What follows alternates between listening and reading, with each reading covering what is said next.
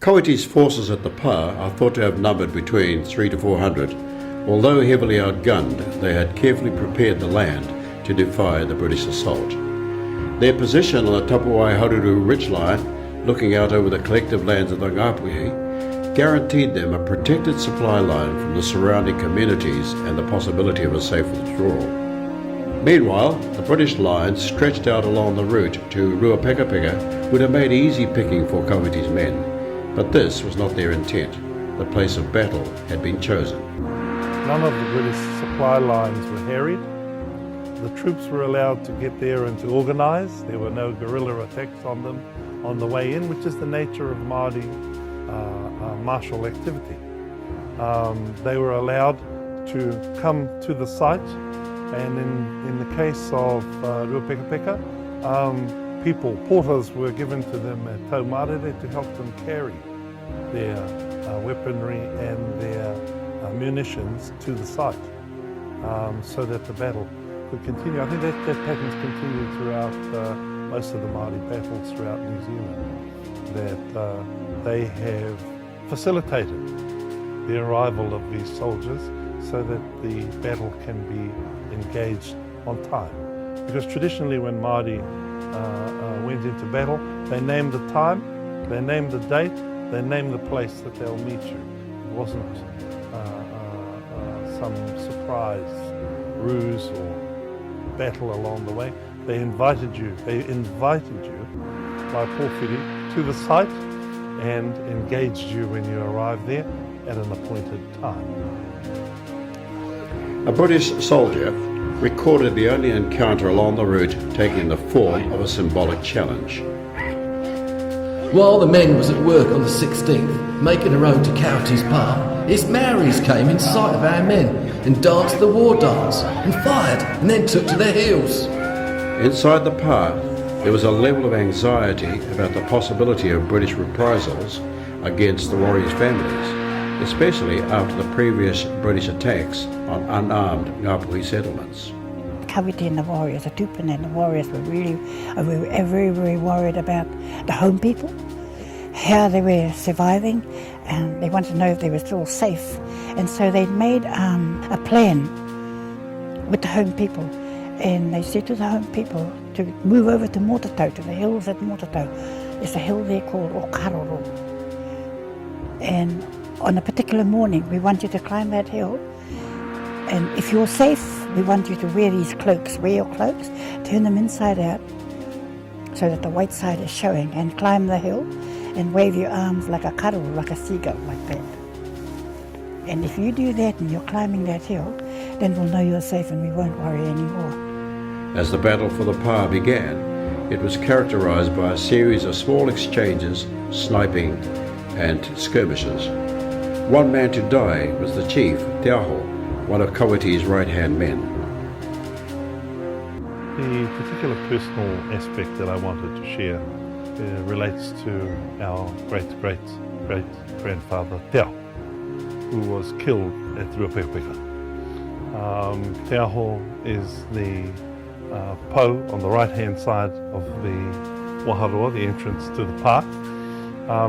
Where the current well is on top of the Pa now is not the site I'm talking about, but it bubbles out on the road where the roadway up to the Pa runs now, in a little stream there, not unlike a spring, I guess.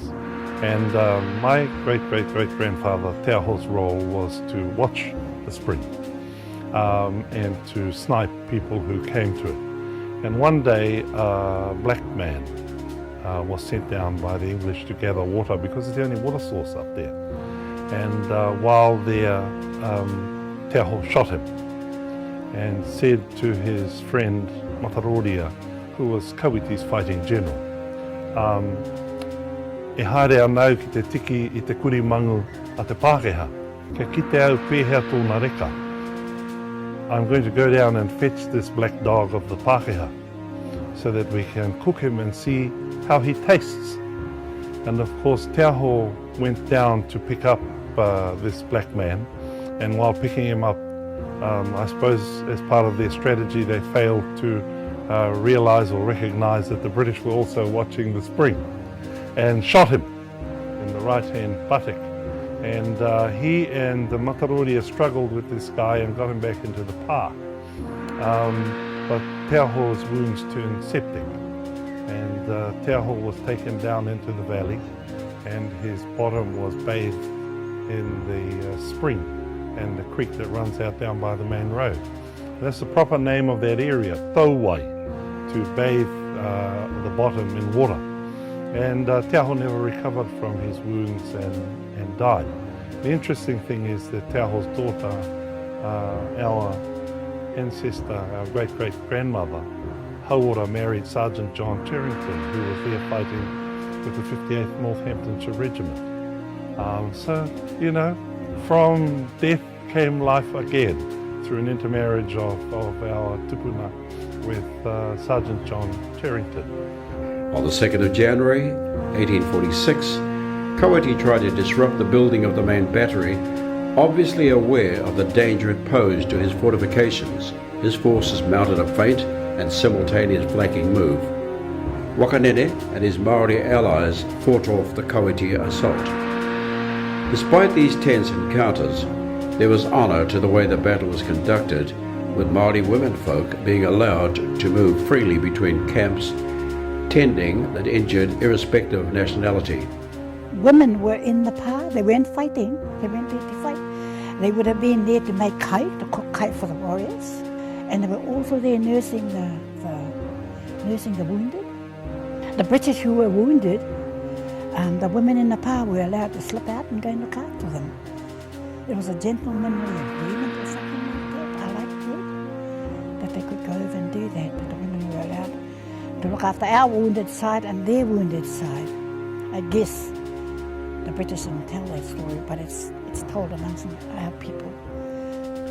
Once the bombardment began in earnest, the pā became a hellish place, where only in the deep pits underground was safety to be found. Today, the well-preserved remnants of these bunkers are still visible. The rua were connected. Well, they had to be connected so that should the danger be up this end of the pā, then they could scoot along and go to safer places in the pā, to safer rua in the pā itself. So Dad said they were continuously moving around underground. The rua, of course, are the holes, so that's the rua. And the peka are the beds. The warriors were perched, about 15 in all. They were perched like peka, you know, huddled together, while the balls were flying over their heads. But the effect of the inhabitants of the pā was terrible. We were safe underground. The cannonballs could not touch us. We had nothing to fear there, but we became weary of keeping underground. The noise was deafening. We could get no rest. Poneheke, who could see the palisades were starting to fail under the heavy bombardment, tried to persuade Kawiti to abandon the pā and draw the British into a fight in the bush. But Kawiti said he would not leave and would fight from within the pā. The morning of Sunday, the 11th of January, most of the defenders were to be found outside the pā. Reasons ranging from sleeping, eating, and at prayer have been suggested, although the consensus is that none expected the final attack to take place on the Sabbath. Kawiti and a handful of his men still inside were undoubtedly surprised to find the enemy in the pā. And when the pā was broken into on that Sunday morning, because our people assumed, the warriors assumed that, you know, Sunday's a rest day. And so Kawiti was resting in his rua, in his whare, thinking, oh, we'll have a rest today and then tomorrow we'll continue the fighting. But it didn't happen that way. And so when it actually happened, when the danger did, when Kawiti was actually confronted with the danger that he was going to be caught, because he wasn't to be caught, we wouldn't want our leader to be caught. And so the plan was for, they had already selected a slave to whisk Kawiti out of the pā. And so the slave took Kawiti out quickly, slipped down the back through that mysterious door. I don't know where it is in the pā, at the back. The British didn't know it was there. I'd like to know what it looked like though. I don't know how they did it. But they slipped out through the bush and got away down here somewhere in Ngāti territory. And then the 3 lieutenants took over the pā and whisked everybody out, but left one or two in the pā. So that when the British broke in, it wasn't even what do you call it? It wasn't even anything worth rejoicing over because there was nobody there in the pa. But the few warriors were still out kicking up a big fuss in the bush to allow all the others to get away. As the battle moved outside the pa, the fighting continued. The British, no match for Māori warriors in their native bush, gave up their pursuit after a rash charge by a group of sailors ended in failure.